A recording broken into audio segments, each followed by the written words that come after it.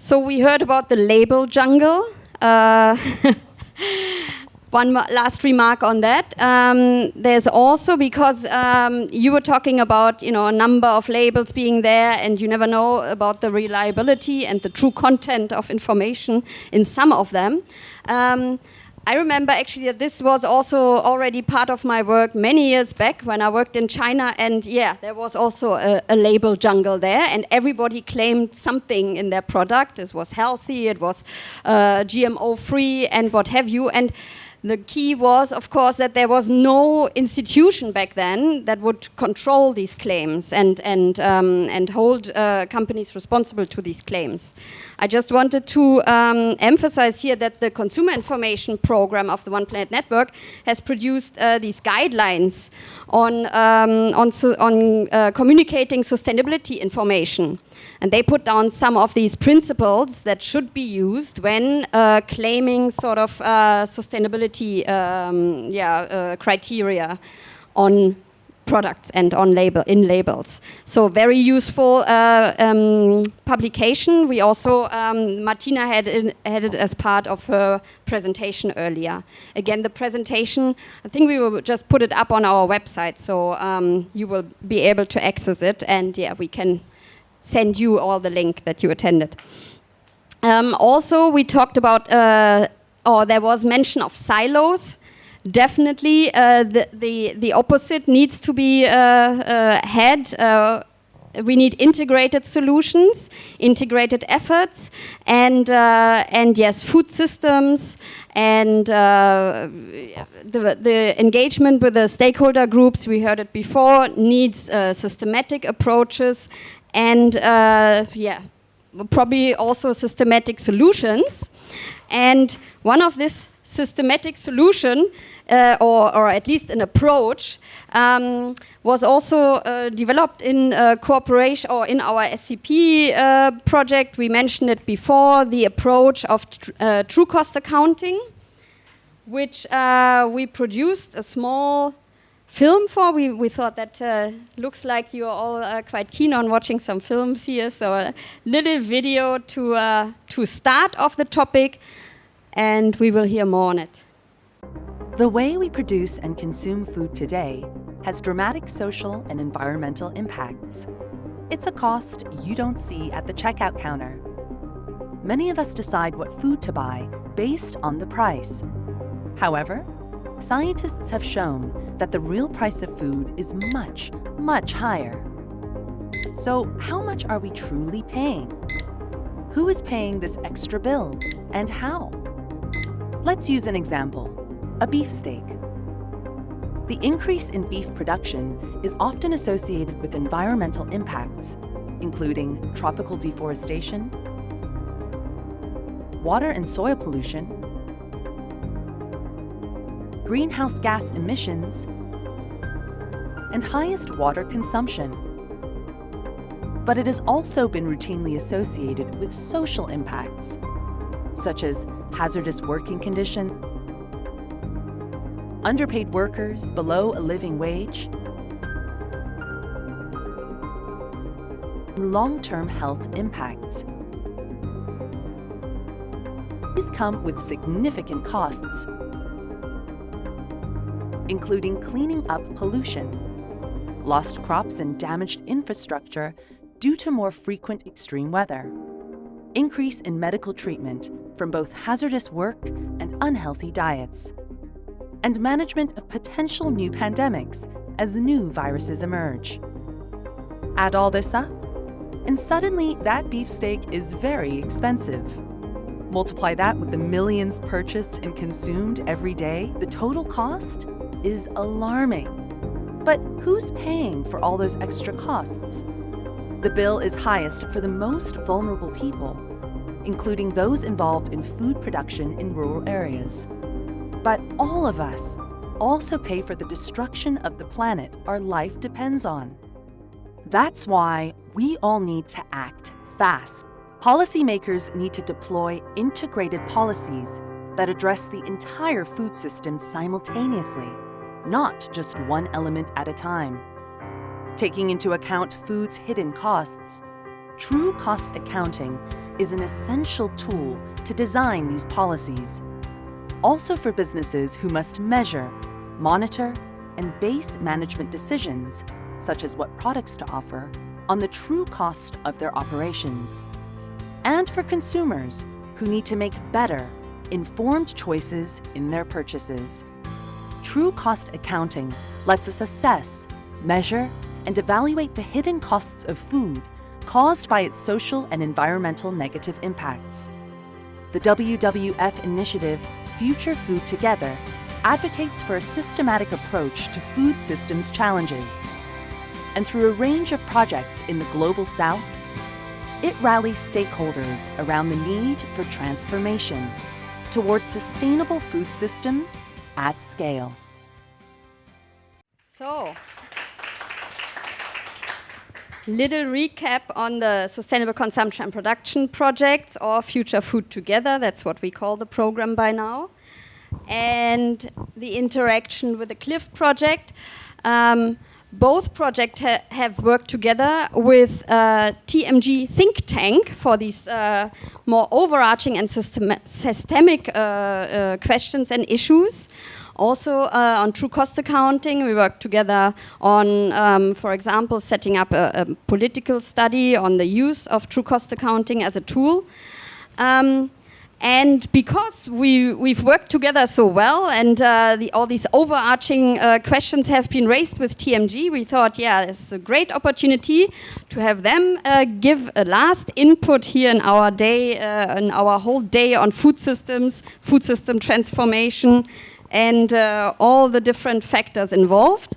So let me welcome to the floor Alexander Müller, founder and managing director of TMG, think tank on sustainability, to give an input at last. Yes. Yeah. Do you want to? Thanks a lot for inviting me to close this session, or to ensure that in 20 minutes everybody has left the room. This is normally the task of the person being the last to talk to you. I'm happy to be here on the one hand. On the other hand, I realized that I'm one of the veterans of sustainable consumption and production. Maybe the person not only being the oldest in years of life, but also of being involved. I remember 2002, the conference in Joburg. I remember 2012 when I was at FAO. I remember the various attempts to launch this ambitious program, Sustainable Consumption and Production. And I have to confess, even today, for me, this is one of the most ambitious programs you can imagine. It's full of trade-offs, it's full of linkages, it's full of unsolved problems, but it's, however, very, very necessary. Before talking about what we from TMG, and we from TMG means Tafsif and Olivia, they are doing the work, I'm only the one who is raising questions. Before I'm presenting what we are doing there, I would like to highlight where the trade-offs are between SDGs and sustainable consumption. Many people don't know that there is an SDG target on access to mobile broadband. This has increased a lot over the last years, especially during the pandemic. There are calculations that now 95% of people on the planet have somehow access to it. Access means potential access. So a very good coverage. The last 5%, some African countries, Western Africa, will take a long time and many efforts to really reach it. So we could say this is really good because access to information is one of the SDGs, and therefore it's good for consumers. I very often like to look at the opposite side of the coin, and if you look at the opposite side of the coin, you can see that, and here I've put together some information. In 2019, the world has generated 53.6 million metric tons of electronic and electronical equipment waste, an increase of more than 20% since 2014. And this highlights for me, this has nothing to do with our ICI project, but this highlights for me the trade-offs between achieving some of the goals, even the sustainability goals, and the necessity to look what means sustainable consumption. And to make it even worse, each person, on average in the world, generated 7.3 kilograms of electronic waste in 2019, and only 1.7 kilograms was documented to have been managed in an environmentally sustainable way. And therefore, the two sides of SDGs and sustainable consumption are very, very obvious. And of course, one could not say the consumers should solve this problem. Of course, we all should not buy every year a new mobile phone. We should give back our old mobile phones. We should ensure that they are managed well. But it needs institutions and it needs an overarching idea. And now I'm trying to create the bridge to what we are doing in our part of the ICI Cliff project. I would like to talk about something, a simple terminology. This is the task given by our friends and colleagues from WWF to me, the enabling environment. What needs to be done that consumers can really do what sustainable consumption and production wants them to do? What are the preconditions that sustainable consumption is possible?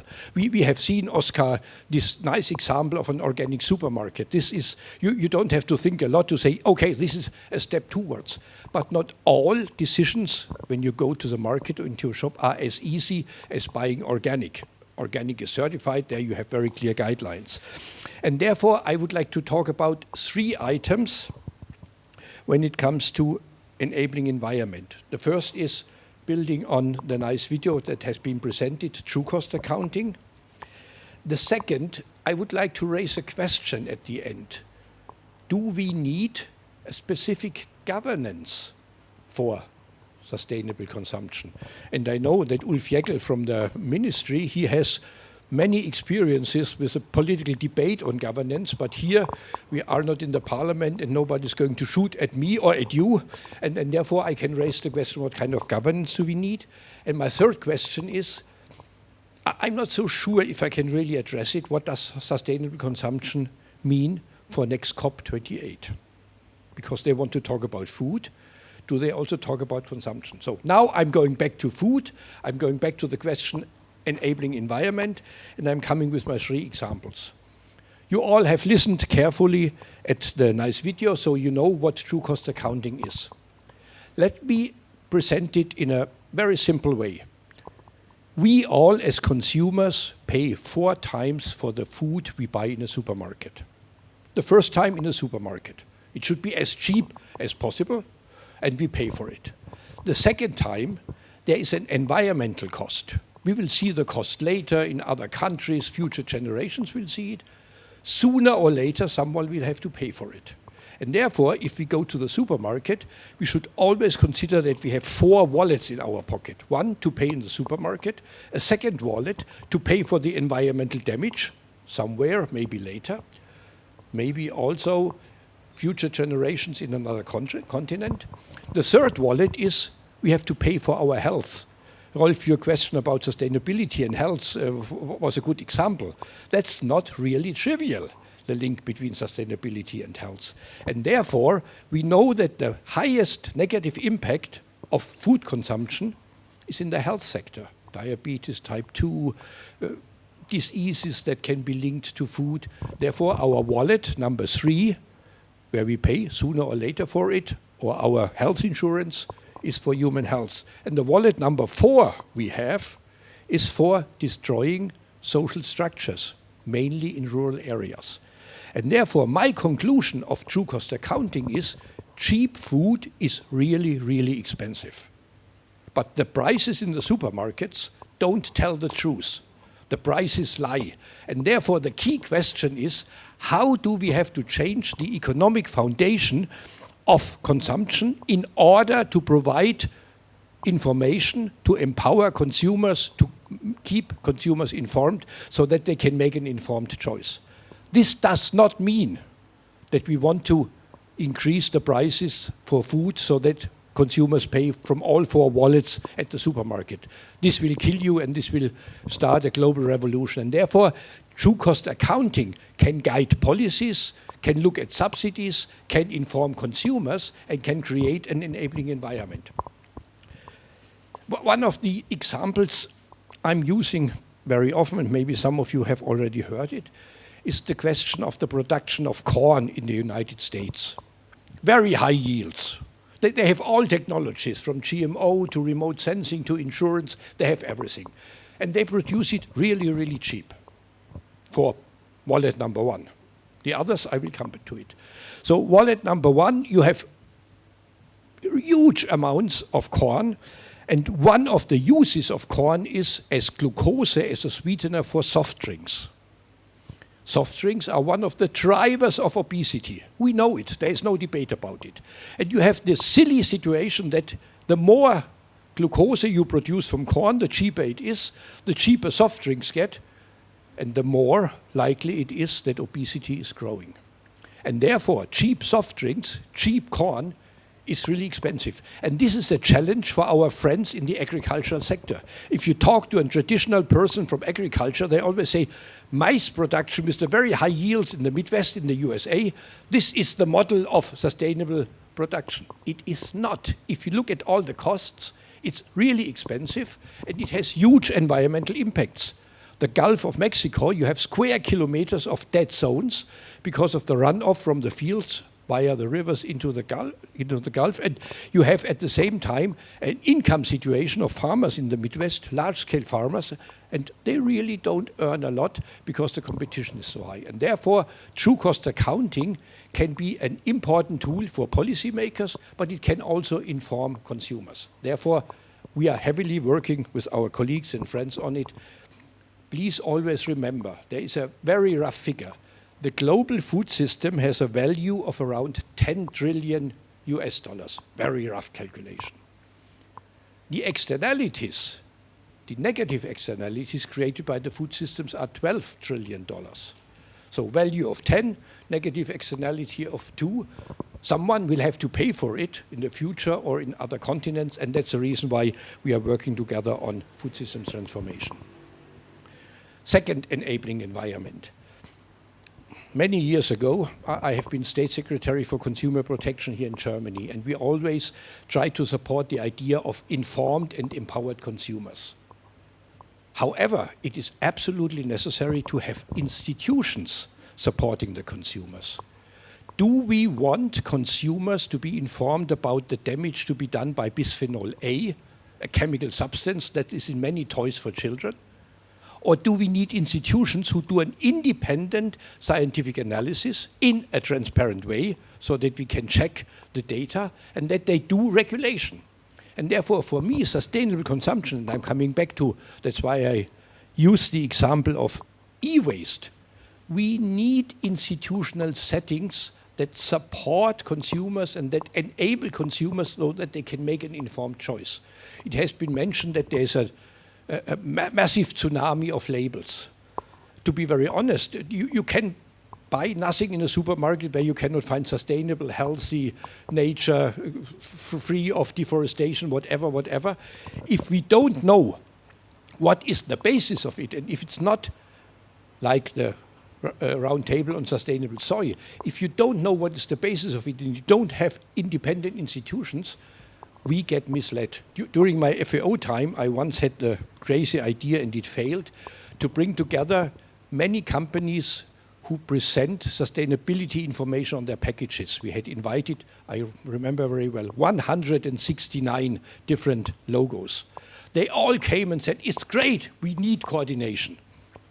And then we tried to coordinate, and I found out everybody is calling for coordination, but nobody wants to be coordinated because they have invested a lot in their logos, they used it for marketing, they don't want to show that they are better or worse than others, and therefore institutions, governance is needed for sustainable consumption in order to provide reliable information for consumers. How can I make a good decision, and where do I want to pay a little bit more for the product because I need it is really better. Now I have to look how many minutes do I still have. I'm still okay. Okay, so I will come back to the last item. Martina, we have been at a conference where the United Arab Emirates presented their focus on food systems at next COP in November, beginning of December. I always try to convey the message, it's really good that food and food systems are on the agenda. However, we should not forget that this COP should deal with reduction of emissions urgently, drastically, in order to ensure that we can really adapt to changing climatic conditions and that sustainable agriculture and sustainable consumption and production is possible. Now they showed us for 2 seconds maximum the draft of the declaration. And I tried to reach out to friends and say, what is in the draft? There's a lot in it. They are talking about the right to food, which I like a lot. They are talking about innovation, which I also like. However, I have the question, which type of innovation is meant? They are talking about new financial instruments, which is good if they tell us which instruments. But what I've tried to find out is for this session here, is there something in on consumers? And as far as I know, and maybe Ulf Jäckel, you might know it better, you might know the full draft and have everything in your secret wallet with you. As far as I know, that the really needed link between production and consumption is not addressed there. I might be wrong. I might have seen an outdated draft. I might have spoken to the wrong people. But this, since 22, this experience of a broad community with very diverse approaches trying to link production and consumption, I think this has to be addressed in one way or the other also in COP. Otherwise, we are coming back to the old idea of we know how food needs to be produced and the consumers, they should just eat it. And I think this is wrong. I strongly believe that change is linked to empowered consumers, that change is linked to trusted information. And I think that with all we are all pleased that the United Arab Emirates are trying to bring in food systems into the decisions. We should not allow to go back 20 years and to ignore everything that has been developed in this community. There's a lot of work to be done, and please don't misunderstand me. I don't say that SCP is perfect and they have all the solutions, but they have many starting points. They have many experiences. They know how to approach consumers in order to have an integrated approach so that we can link production and consumption. Because consumers will make the ultimate choice. They need trusted information. And before I went to the podium, Olivia said to me, don't forget to mention that consumers are also voters. We very often, if we do a survey, we find that 98% of the consumers want to go sustainable. And when you have an election, you suddenly find out only 13% vote for someone who wants to really go sustainable. And therefore, there's also a need to consider human activities as consumers, as participants in multi-stakeholder processes, and as voters as an integrated part of the transformative pathways towards sustainability. And that's what we are trying to do in our project. We are looking at what are the true costs of food. We are looking at food systems transformation. Where are the gaps? What needs to be done? Who are the drivers and agents? And we are looking at what kind of governance is needed. And Ulf Jäckel has very often asked, how do these different parts of the project fit together? And we say, oh, it's difficult, but we somehow will make it. I'm convinced that integrating consumers in the governance aspect and integrating consumers with TCA allows us to have an active, to empower people to play an active role, a critical role, in order to go beyond, I'm only a consumer, I have to eat what is there in the supermarket, but to make an informed choice. And all the difficult exercises we are doing, looking at WTO, how do they support sustainability? Not really, is my assessment. They are geared towards identifying a good governance for sustainability where we can integrate in our project this difficult question of sustainable consumption and production. So 20 years, more than 20 years of hard work. I think we can learn a lot of lessons, but I guess that enabling environment is one of the key words. Governance needs to be added, and we have to look also at the political economy of especially food production, and there consumers will play an important role. That's all I have to say, and now I don't know if there is wine and champagne and something else, but this was my contribution. Thank you a lot.